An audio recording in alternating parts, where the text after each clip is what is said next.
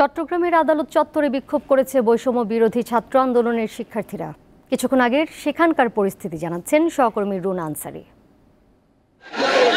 সারা দেশের মতো পূর্ব ঘোষিত কর্মসূচির অংশ হিসেবে বৈষম্য বিরোধী আন্দোলনকারীরা চট্টগ্রামের আদালত চত্বরে তারা এখন অবস্থান নিয়ে বিক্ষোভ করছেন। কিছুক্ষণ আগে তারা আদালত চত্বরের নিচে অবস্থান নিয়েছিলেন। এখানকার যারা আইনজীবী, একদল আইনজীবী তাদের সমর্থনে তাদের সাথে কর্মসূচিতে অংশ নিয়েছেন এবং এখন এই মুহূর্তে তারা আদালত চত্বরে বিক্ষোভ করছেন। একদিকে আইনশৃঙ্খলা বাহিনী তাদের শিক্ষার্থীদের নিরাপত্তা দেওয়ার জন্য তারা একদিকে অবস্থান নিয়েছেন। আইনশৃঙ্খলা বাহিনী বলছেন শিক্ষার্থীরা আজকে যে কর্মসূচি নিয়েছেন সেই কর্মসূচি যেন তারা সুস্থভাবে এবং তারা এখান থেকে কর্মসূচি যেন কোনো বিশৃঙ্খলা না করে কর্মসূচি শেষ করে এখান থেকে ফিরে যেতে পারে।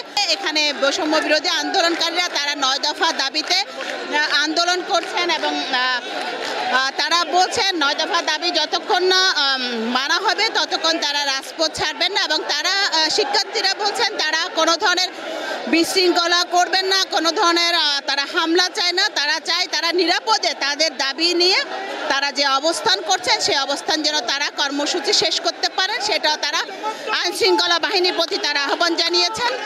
তাদের নিরাপত্তা যেন নিশ্চিত করা হয়, কোনো ধরনের তাদের উপর যেন কোনো ধরনের হামলা বা গ্রেপ্তার যেন করা না হয়। চট্টগ্রামের এই ছিল আমার কাছে চট্টগ্রামের আদালত চত্বর থেকে বৈষম্য বিরোধী আন্দোলনকারীদের বিক্ষোভ কর্মসূচির সর্বশেষ।